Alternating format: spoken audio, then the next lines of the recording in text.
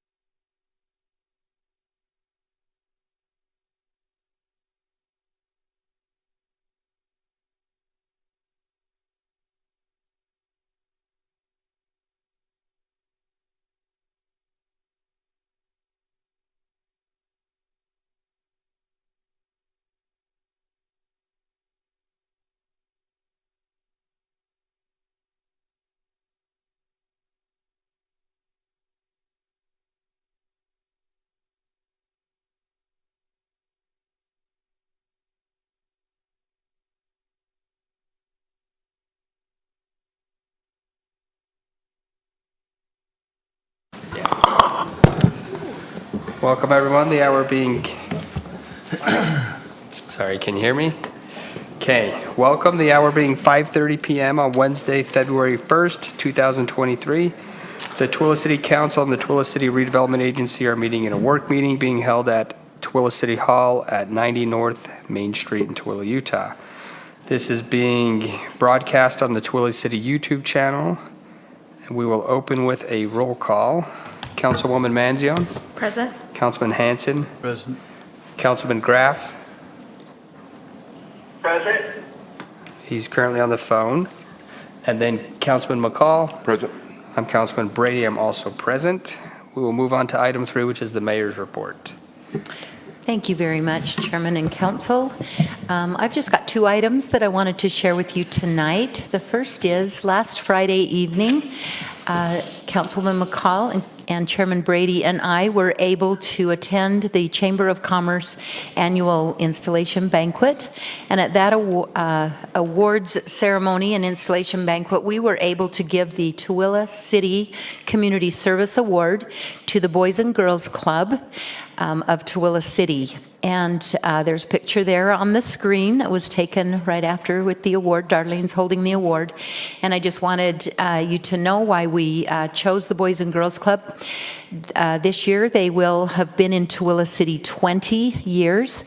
They have been using our Dow James building and also the Teen Center for many years.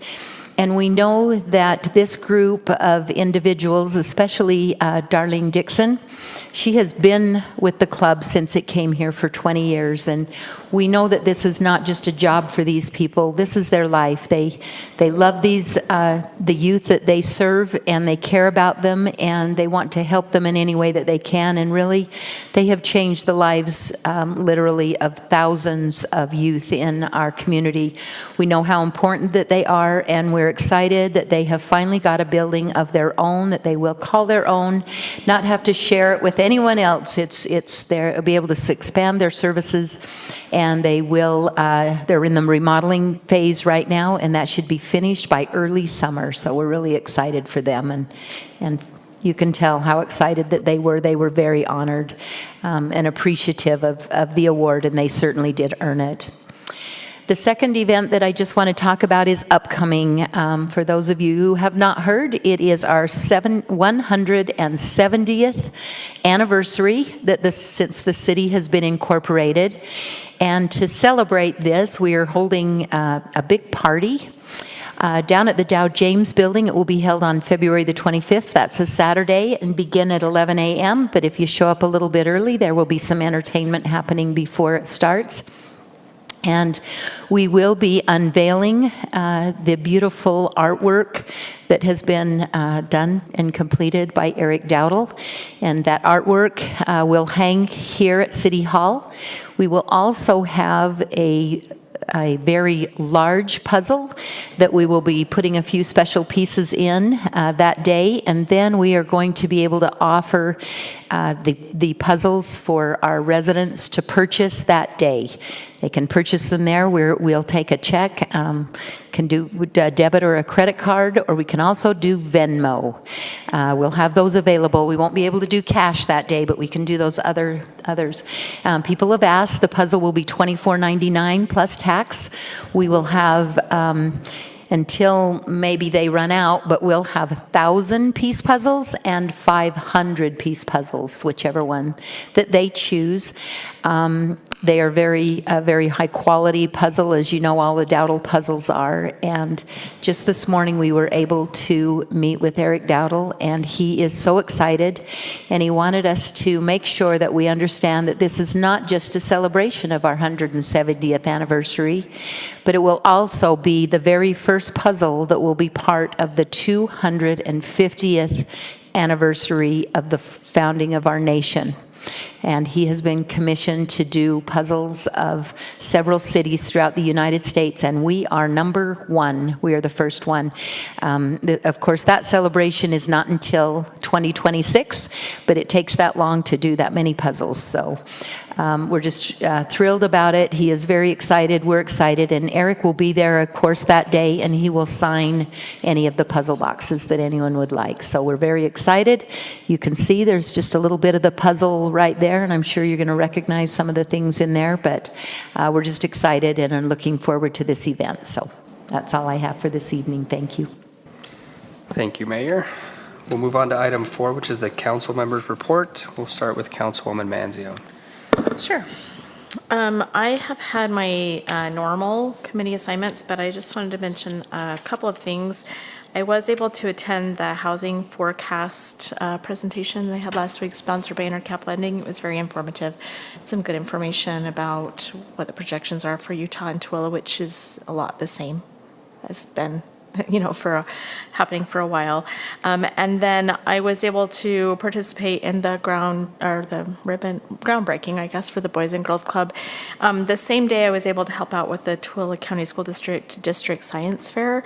And it was just nice to interact with some really great kids at both locations. We have some great youth in the community, and can see them doing some really great things and participating in great, a lot of opportunity for them. So I'm proud to live in a city that has a lot of opportunity for the kids here. It was a great experience. And last thing, I've been attending or watching on Zoom the Legislative Policy Committee meetings for the Utah League of Cities and Towns, and we should just keep watching the legislature. There's a lot coming through, I think, so we need to pay attention. Thank you. Councilman Graff. Yes, so I don't have anything to report, but I will add that I've always been impressed with the Tooele Boys and Girls Club, and they received additional recognition because they truly do serve our community, and they provide an incredible service to the boys and girls in our city. That concludes my report. Thank you. Councilman Hanson. One thing to just talk about, the Downtown Alliance has been working on getting some buffaloes in the downtown area, and that's when they put it out there, the city has put it out there, and we had 17 applications for our buffaloes, so excited about that, and that's going to start happening. You'll see them in the next couple months start showing up, so I'm excited for them to show up too, so thank you. Thank you. Councilman McCall. I just attended the event the mayor spoke about. That was about it, which it was good, and I echo what they were saying about the Boys and Girls Club. They do a good job. All right, and I don't have anything. I just attended my typical meetings I attend, and the dinner was great, and echo everything about the Boys and Girls Club. They do a lot of great things in our community. We'll move on to our discussion items. Our first discussion item is a payment of fee in lieu of water rights conveyance request for Tag and Go Car Wash. This is presented by Jared Stewart, the Economic Development Director. Good evening, Council. Thank you. So this first, there's 2 fee in lieu requests here, and they're made by the same individual and group on one piece of property that has 3 different lots on it. So as we discuss, I guess both might kind of come up. But this first one is from Tag and Go. It's a a request to reconsider, really. You might remember that we had a request from Tag and Go in August of last year. And Tag and Go is requesting just to have a reconsideration of that. They have looked for water rights. They understand the depletion rate, and they've been able to find some water rights, but not enough to serve the car wash. And so they are asking to have this reviewed again and for your consideration. They do list in their letter that they would need 5 additional acre feet of water. It would have 15 to 20 employment positions, some full-time and others part-time. There's no direct sales tax, but they wanted to make sure that we understood they try to keep things local and purchase things that they need for their operations locally as well. So I think that's mostly all I have to say. You should have that request in your packet as well. Is there anything else I can answer on that one? We decided not to create a resolution until after the work meeting, and then going forward, we'll probably just create resolutions after this, just based on the direction you give in terms of just generally speaking about these requests. So that brings up a question. If we aren't in favor of something, do we still do a resolution too and vote on it? Or the resolution's only if we... No, That's what I thought. yeah, the resolution would just be for the business meeting. If we get positive direction in a work meeting on a fee in lieu request, then we'd then draft a resolution for the next meeting, but you're correct. So are they saying you need, well, I can't remember the conversation exactly because I didn't go back and read it, but so do they need about 14 or 15 acre feet of water? Is that what I'm getting confused? Because they have 8 to 10, which is a little vague. Yeah, as I talked with Paul and the mayor earlier today, I think the number was 12 acre feet is what they have put forward that they need, and that's the number they're saying that they need. I think there would still be some work that needs to be done and some coordination to confirm that as well, just to make sure those numbers are really what they need. Based on usage in general of car washes, I guess, and their other locations specifically. But 12 acre feet is the number that they've told us that they need recently. And in this it says 8 to 10 as well. So I guess 12 is from that conversation I had with Paul earlier today. So.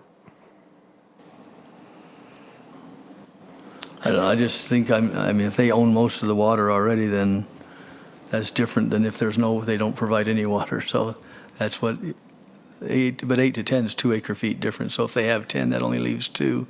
We've been doing fee in lieu for 2 acre feet for lots of businesses. It makes me think more positive about it than negative.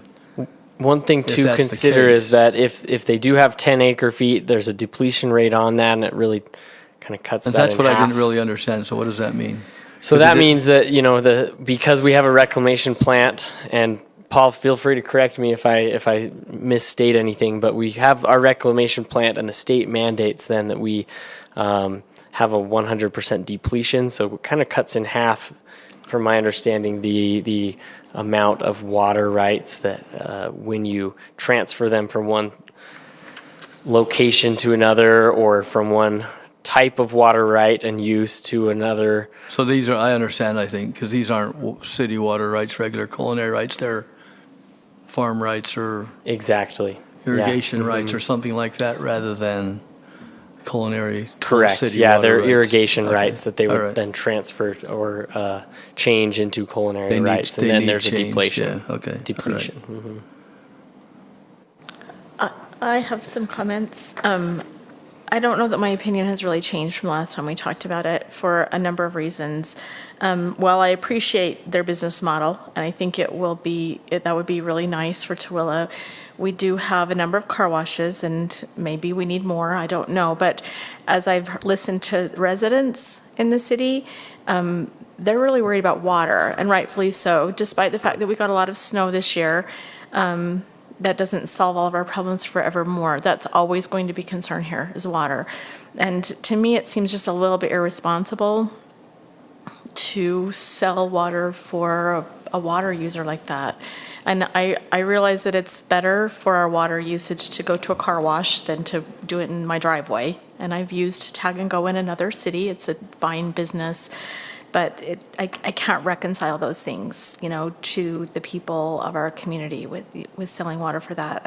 I think if they can get the water on the market, that is awesome. And they should open and have every right to open. But I just feel like I can't support that from a city council standpoint as far as selling them the water.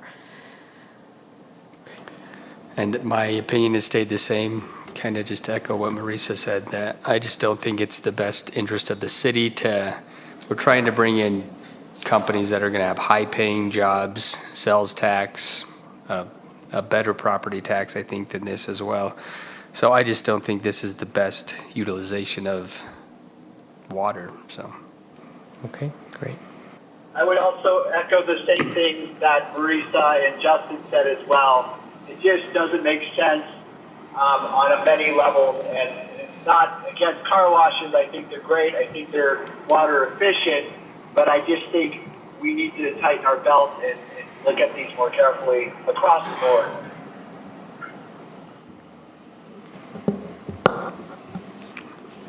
All right, any other? I echo the same thing. Great. I can pass that along and let them know about that. So it seems like we won't move that one forward. So that I'm getting. So I will pass that message along. So thank you. Okay, thank you. Discussion item B is payment of fee in lieu of water rights conveyance request for Lot 2, Top Stop subdivision, presented by Jared Stewart. Great, thank you. As I mentioned, this is the same group requesting fee in lieu of conveying water rights, but not for a car wash, right? As I spoke with him, I kind of told him, hey, it might be good to separate these uses if you're interested in developing that property, just based on the former discussions of water rights for the car wash, right? So this would essentially be, this request would assist them in developing the other portion of their 3.8 acre parcel near Home Depot, and would be in his letter he indicates one restaurant, one fast food, and a service station. So bringing these uses would be a different type of use, somewhere to change your oil, right? But also, and then a restaurant and food options too, which do have at sales tax and other uses that could justify the use of this water. So I'll leave it there, and if is there anything else I can answer in terms of this request? It is for 3.38 acre feet is their request. I mean, looking at how many jobs they think they'll have, the revenue that it would bring to the city. Going back to the car wash, I think that's the exact reason why I wouldn't do for a car wash compared to this. It's less water, more sales tax, more property tax, and more jobs for less water. So I think I would be more in favor of something like this. I do have questions. They don't know an end user, right? They're just trying to market. Correct. Mm-hmm. Okay. Yeah, it's similar in a way to the Middle Canyon commercial subdivision near the bowling alley, I guess, right? That we talked about in the past. They don't know an end user, but the water use of those users would be assessed more formally, I guess, when they confirm those users, and this would give them kind of the confidence to move forward to pursue those users. So is 3.38 acre feet of water sufficient to have a restaurant? It depends on the restaurant, right? Okay. Yeah. But we'd be saying that's the most we're going to give you? Up to. Up to, right? Mm. And if they needed more, they could Have to come approach back. the council again and make an additional request. I'm more amenable to this one for the same reasons, but I would again echo that, as we talked about before, I would like a time limit of some sort in that as well. We have used a time limit of 2 years for other requests recently. I think it makes sense to be consistent. If you would agree, we can make sure we write that into the resolution. Council, Jared and I have developed basically two templates that we can prepare for you. One where the end user is known, and the other where a developer has uses forecast but doesn't know the end user, and we want to make sure that those are, if you approve it, that they're actually purchased by the end user for what they need. So we would bring one of the two or even a hybrid as needed. I mean, I would love to know the end user, but we've talked about this before. Like, we understand that to market it, they have to know that they can build it, and it's the same thing we've talked about in previous meetings. So, but I am more in favor of this one, and I think it would benefit Tooele. So am I. Great. All right. Well, I can, unless there's other questions, I'll work with Roger. We'll draft a resolution and bring this one back to you in a future business meeting. Okay, thank you. All right, discussion item C is an application for a city code text amendment to Table 1, Chapter 7-16 to include the residential treatment facilities and programs as conditional use in the GC General Commercial Zoning District, presented by Jim Bolser, the Community Development Director. Thank you, Mr. Chairman. Good evening, council members.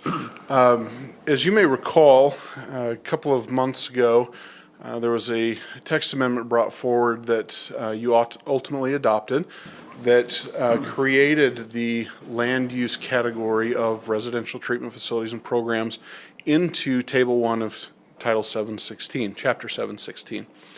That, it wasn't a new land use for us, but it was new for that table. And that table is specifically identifying land uses and their permissibility in our non-residential zones.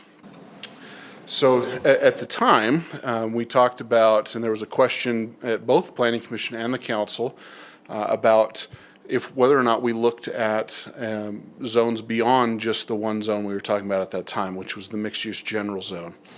And we provided feedback to the Council and to the Planning Commission that at the time, we had actually some very specific interest regarding that use in that zone, and that if we wanted to expand that review and potential zones in which it was applicable, we could certainly do that at any time.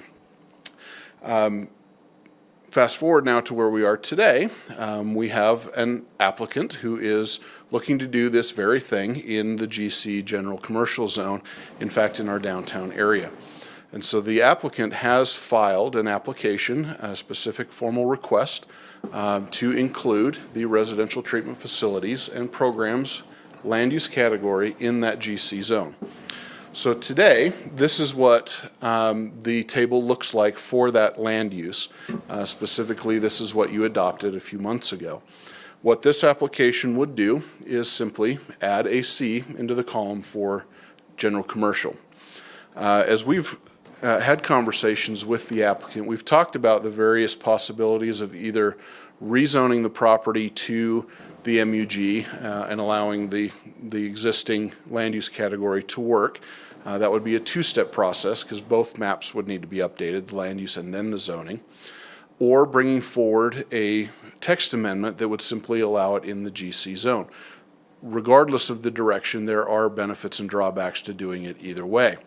Our conversation with the applicant was that it was likely a preferable approach to go this direction simply because of the recent conversations and some of the discussion that happened at that time. I don't recall if it was at the council or the planning commission, but there was one question that actually asked about the GC zone specifically, and I just don't recall who it was, so I apologize for that. But regardless, now this application is before us, and we're bringing it to you for your input and discussion prior to entering the formal review process for this application. So it's actually a fairly straightforward request to simply add this as a conditional use using an existing land use category. So with that, I'd be happy to answer any questions you may have. All right, any questions or comments? It seems okay to me. I mean, a lot of times we ask, is there a downside to this? Because I didn't really see one. The downside really is the same as it is with any text amendment involving zoning, and that is that if a new use is allowed in the zone, it's allowed anywhere that Sure. zone is applied.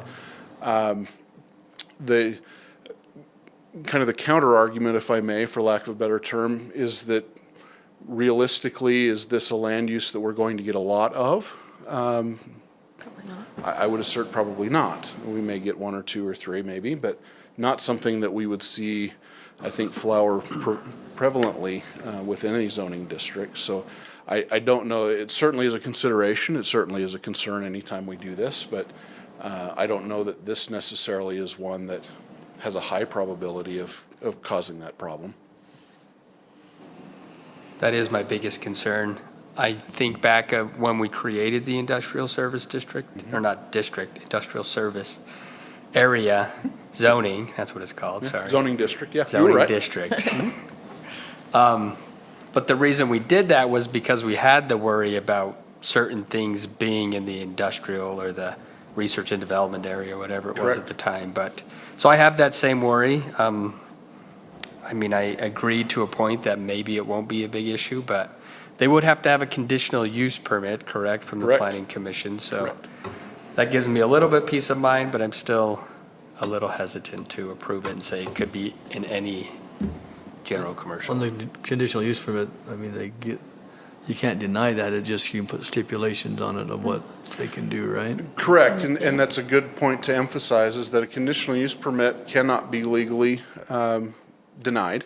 The intent of a conditional use permit is to take certain permissible land uses and identify any impacts that use may have on the neighborhood in general, neighboring property owners, the community as a whole, and then establish mitigating conditions that can be applied to that approval that would have to be followed to specifically address those impacts. So in this case, it would be, whatever may cause by this use on neighboring properties. I'm thinking of the specific piece of property this applicant owns, which would be other GC properties. And so it would just be what impacts could potentially be generated and what conditions would mitigate it. That's the process of a conditional use. And I'm for having a place for these because they're needed. I just don't want it to affect the other businesses there. I'm not sure about a commercial area, I'm just not knowing where it's going to be or what it's next to, Yeah. People don't like things in certain areas. This is one of these kind of things that, well, some people don't. Me, it doesn't bother me, but. Yeah. But you said it's an option to have the applicant request to rezone? Yeah, there's two avenues by which to pursue their property being allowed to use this use. One is a text amendment to allow it in the zone they're already assigned to. The other would be pursuing a zoning map amendment to rezone their property into a zone that already allows it. In this case, a zone that would allow it, the mixed use general, would also require a land use map amendment. So we're talking about multiple processes and multiple applications to make that happen. Okay. Any other questions, comments? Has the planning, have they discussed this at all? No, this is an yet. introduction to this Okay. application before it enters the formal process. Okay. I would say I would probably lean towards not approving it. I like to be transparent up front, and so that's where I'm leaning right now. I mean, my mind could be changed, I think, but I'd be more favorable to the idea of rezoning that specific area and keeping it just in the mixed use. And that's exactly why we wanted to bring it to you, so that you could provide that feedback. And if that's a direction that the applicant chooses to go to, we can certainly readjust before it enters the formal process. Okay, I'm only one of five, so. You did say that the property that they own is already GC? It General is. Commercial? Yeah, it is. It's a piece of property in our downtown area. But again, it would apply zone-wide anywhere that is zone GC as well. Okay. I guess what I'm thinking, if he did apply to get it changed, the properties around him would stay the same. Correct. Yeah, and in fact, it would, back in the day, there was an issue with what was referred to as spot zoning. When Right. you take a single piece of property and change that zone and everything around it to something else. It's not illegal. In fact, it's something that I would actually suggest at times as helpful. But it's a little selective to do broadly with every application, but it certainly has its place, and that would be the case here. It would be one of those quote-unquote spot zones. I could ask Jim a little contextual question. The property that this person wants to do this use in is half a block from the MUG zone where it's allowed? Approximately. Okay, approximately. Yeah. So, Yeah, it's not far from where the MUG is currently located. So that's something we can't know where they're talking about or what? If they wanted to provide that to you, they could. It's not something that they've suggested that staff is free to let out, so I don't want to portray a confidence if one exists. Right. Chairman, I really do not know because I haven't asked where this location is, but I do know it is the downtown area. And I know that historically, we had apartments above those buildings on Main Street. And I think that we are headed in a way that we want to be able to use those buildings again for living spaces. And I believe that we would need to have all of that be a mixed-use zone. And it almost, I mean, it fits in with the plan that we have for that area. And I would like to see it all rezoned to mixed use. So it sounds like that might be the way to go, what you're suggesting. That's what I would prefer to do that, but whatever the council wants to do, then. I'm, as far as I'm concerned, I remember people living up there. Yeah. And, yeah, to me, that would make sense, because I know we've had a couple of people come through that showed interest in revamping some of the buildings and putting quarters up on them. In fact, one already has it, the one that was the restaurant. They have living quarters above it. Yeah. I'm not opposed to what they want to do. So I think that's a great route to go. Okay. We will certainly have conversations with the applicant and make adjustments as they would like to see. Okay, thank you. Thank you. We'll move on to discussion item D, which is Resolution 2023-09, a resolution of the Tooele City Council approving and adopting the Water System Amendment to the APWA Manual of Standard Specifications and Plans, 2017 edition for installation of water transmission and distribution lines, presented by Paul Hansen, the city engineer. Thank you. Not quite yet, Holly. Hang on just a minute. Thank you, Council. By state code, R309500, any municipal water supplier is required to submit plans and specifications to the Division of Drinking Water for their review and approval. They look at a number of elements, including capacity, hydraulic modeling, pipe size, installation standards, and many, many, many other standards. Because of the overwhelming demand that places on the state staff, if everybody were to submit plans, they allowed a provision, and this is noted in the resolution. It's Utah State Code annotated R309500-7, a mechanism whereby a public water system with approved standard installation drawings and specifications may install water transmission and distribution lines up to and including 16 inches in diameter, and is not required to A, submit project notification plans or specifications or obtain plan approval per R309500-6, B, obtain an operating permit per per R309500-9, or C, submit a certificate of hydraulic modeling per R309-511. Now, Twila City has had that opportunity to do that. We have a permit that is now expiring, and we've had that permit for 5 years, which allows us to do this. The benefit is not only to the city for our own projects in terms of timeliness and cost and being able to move forward, but it also saves developers a huge amount of money and time by the staff handling that rather than going to them. In 1995, Twila City began adopting standards for construction of its public improvements by code. It's not that they didn't have a standard before that, but it wasn't codified. It was just a set of documents and plans that they would hand to developers. Since 1995, our ordinance has been modified on at least 4 occasions to reflect new materials, new methods, lessons learned. Maybe you find a product that was used is no longer good, or you find something you really like, and so we've modified that. Our current Twila City Code, Title 4, Chapter 17, reads in part. This is the last part of paragraph 1. It says, Twila City has adopted separate or amended standards and specifications for specific aspects of the APWA standards. In those instances, the Twila City adopted amendments shall govern.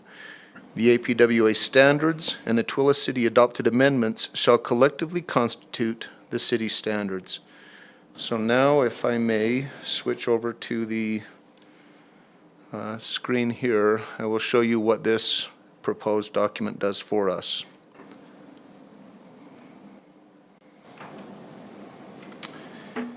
Okay. The document we're proposing for your adoption tonight, in which would satisfy the requirement of R309500-7, that's that state law, and by the way, which I've already submitted to the state for draft review to make sure that we've satisfied all of their requirements, is as shown on the screen to the right. It consists of 17 specifications that include elements such as quality control, aspects of concrete, even down to nuts, bolts, and accessories, backfilling, types of pipe, types of valves, types of hydrant, water assembly, and a various set of specifications, all which have been recently amended to comply with current state code for the installation of public water systems for use. It also includes 24 plans.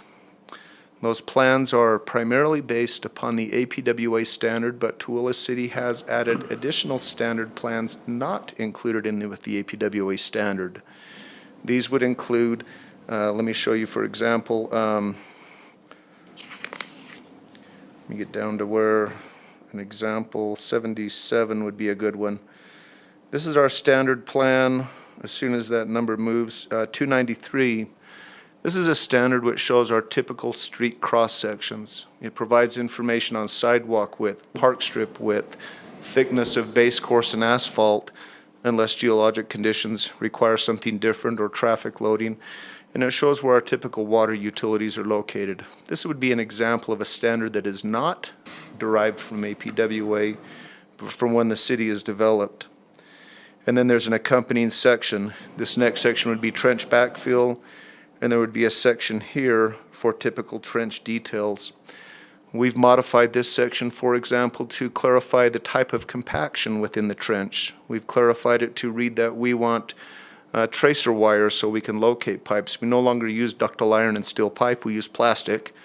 Metal detectors don't detect those quite as well. We've added standards such as that, pavement repair and others, and those are all included in these. Now, most of these standards are ones that we have currently been following. We've only made some changes to come in compliance with the latest state regulations and rules. The council in the past has allowed by that Twila City ordinance that every time we make an amendment, we don't need to come back to the city council if we decide to add a new valve supplier or correct a typographical error or some inconsequential item. Everything's important, but some things are bigger than others. But we're bringing this one to you tonight because it is a requirement of the state to satisfy that regulation, which would allow us to take back over primacy for the installation of those water improvements. So that's what we are presenting to you tonight. It has been reviewed by Public Works Director and by the Water Department Supervisor. We've incorporated all of their comments into it. I will tell you, it is not a perfect document, but it puts us in a very strong position, and again, puts us in a position where we can continue to efficiently handle development applications as they come to the city. So in our 7 o'clock, we'll be asking your approval of this document so we can notify the state, and then we will publish it to our website and continue to make changes and standards to our other specifications to meet the city's and the developer's best interests. Any questions? I You all don't even studied know it what I would thoroughly. ask. I was going to say, it's like reading a foreign language a Yeah. little bit, but yeah, it all Counsel. seems appropriate. Speaking of reading a foreign language, before your 7 o'clock meeting, I'll make a very small revision to the third recital, and we will reference the Utah Administrative Code rather than the Utah Code. One has the state statutes, the other has implementing rules. So we'll just fix that before you approve it. All right. Any questions, comments? It looks great. That's why we have experts like you and other people that I'm glad we do. know what they're doing. Yeah. All right, very good. We'll Okay. see you in a few minutes. Thank you. Thank you. All right, we are on discussion item E, which is Resolution 2023-10, a resolution of the Twila City Council amending the Twila City fee schedule regarding animal shelter fees, presented by Darwin Cook, the Parks and Recreation Director. Good evening, council. Thank you for this time to come and present this and have this discussion with you. I've been before you on several occasions related to fees the last few months. Part of my belief in that, and one of the reasons why I've focused on this a little bit, is because part of our budgeting process that's coming up should actually include our actual fee schedule. So as I've reached out to my supervisors to identify what fees need to be addressed, they've all sent stuff back to me to be addressed. So the one that I'm bringing for you tonight is our animal shelter fees. We've provided you some comparing fees of neighboring animal shelters, and not necessarily that they're the same level of shelter that ours is, but they're just in the close proximity, because our shelter's a little unique in that it's just solely for our city, and our city's demographics are quite different than our neighboring demographics. So the fees that we're proposing to change are involving impound and boarding fees, vaccinations and microchipping, pet licensing and sterilization, and then animal surrender fees that, as you can see on some of them, we're drastically behind in some of our fees. It's impounding fees. We do have a tier level for that for multiple times of impounding. We do have several animals in our community that are repeated offenders that our animal shelter staff knows quite well. When they come to the shelter, they actually can identify them by name. So we're proposing those changes from the first time from 30 to 40, from second time 40 to 80, third from 60 to 160, and then every impounding after that from 60 to 320, and the 320 does fall in line with the other shelters. Our boarding right now, we're charging $6 a day. The shelter staff feels that the cost is actually probably closer to $10 a day. And then rabies vaccinations as listed there, the 30, the 250, and then the test fee is $100, and that's a fee that we send that out, so we don't do that. And then quarantine would be a $15 fee. And then the DHHP vaccination would be 15, Bordetella would be 10, and then the microchipping would be 25. The microchipping they're not that expensive. They're only about $7 a chip. We're only charging $10 to put them in, but there is quite a bit of paperwork that goes along with that once we do that. So There's just time involved in that. The pet licensing's, it's become a standard industry that actually dog and cats actually are just the same to license. It's the same cost to do both. And then the big one that we actually really wanted to discuss, on the second page of your document. So right now our disposal fee is, so if we have an animal, or if an animal dies on our site, or if somebody brings an animal that's died, we actually we've been offering to dispose of those, but we've only been charging $5 to do that. And we've had an experience where some of these, if you can imagine a Great Dane, they're very big dogs, and to dispose of that, it's quite difficult to do so. So our goal here, in all honesty, is to just try to, we'll do it if that's the only option they have, but just try to encourage the county offers that service as well at the landfill, and to just try to encourage that service there, versus us just being a middle person for it. And we'll still do it, but again, we're just taking them to the same location. So, and then the big one that we'd really like to discuss, and depending on how you feel about, or what questions you have on the other ones, is our surrender fee is very, very low. We're only charging $10. And as we've had this discussion in staff meeting, we're recommending to do a surrender fee of dogs of $100 and cats at $20. And then surrender fee with a history of viciousness of $150. Any questions? It's a big jump. It is. So you show Harriman and Salt Lake, right? Do you know if their surrender fee is the same for a cat and dog? It just says $100 and That is. $150. They just charge, it's any animal that's brought in there is the same. What's our reasoning for having one 100 and the dog 100 and the cat 20? So cats are very, very easy for us to get into other rescue groups. They really don't take a large amount of effort to get them to move. The rescue groups are very active in getting them into different areas. So even if a cat's not adopted here, they are easier to get into other organizations. The dogs, it all just depends on the time of the year and what type of dog it is. So our reason for this increase is that we're spending the time to market the dog or market the animal to get it adopted. Either social media, advertisement, whatever. And we're taking care of the animal at the same Correct. time, feeding, cleaning, taking care of carrying it. I think $100 is fair for a dog. Is it true that we've seen an influx since COVID? You always hear that there was more animals that were bought during COVID. So the staff is referring to COVID animals or COVID pets, and that now that everybody's going back to work, that we have had an increase in surrenders. I think during the COVID time, a lot of people went out and got animals, pets, to keep their kids occupied, and now that everybody, or most people, are going back to work, that they're finding that they don't have the time, and so it has increased. Any other?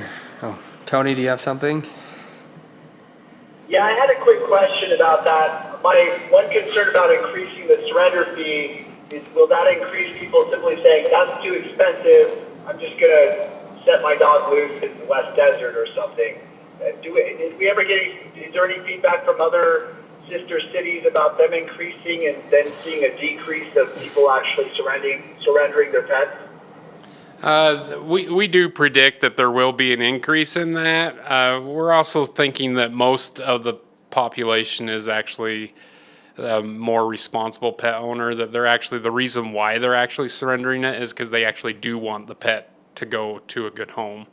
So I don't think that's going to change people's mentality of why they're trying to surrender the animal.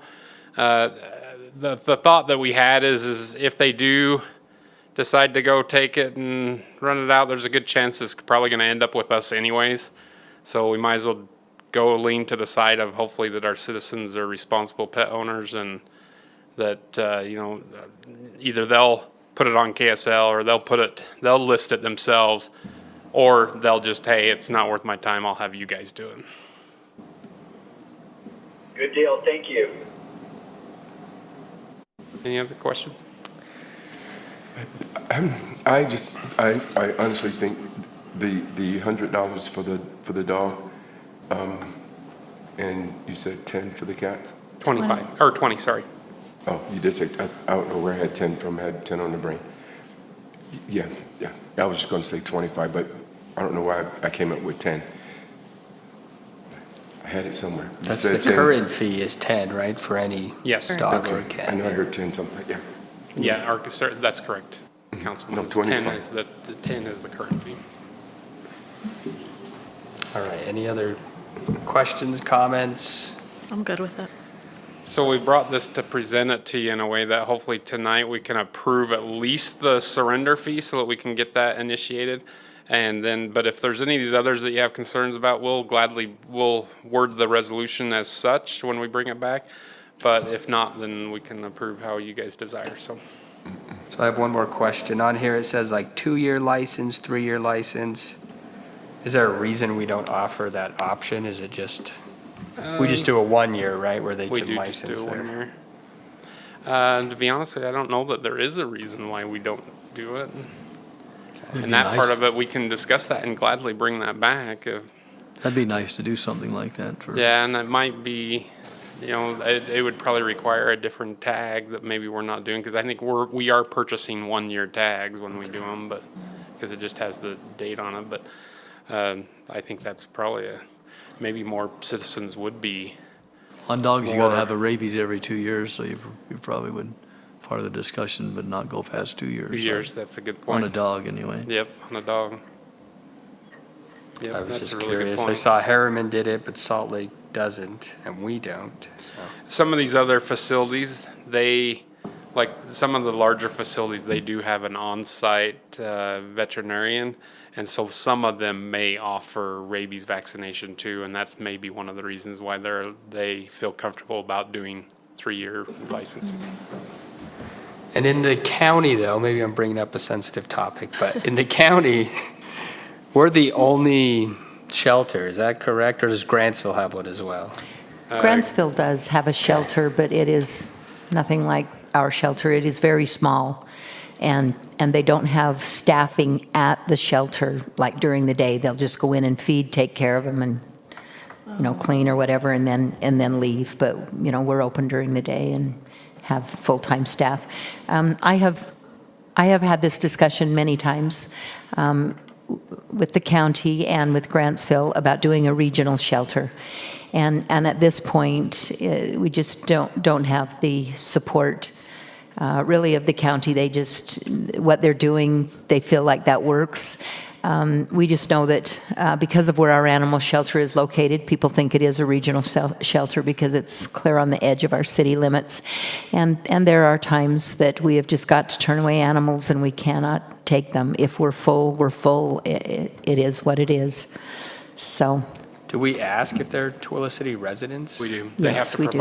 They have to Okay. provide ID. That's good. And then we'll turn them away if they're not. We send them, the county uses a contractor, and so we'll send them to the county contractor. Or if it's a Grantsville address, we'll send them to the Grantsville. Okay. All right. Any other questions? Thanks. Thank you.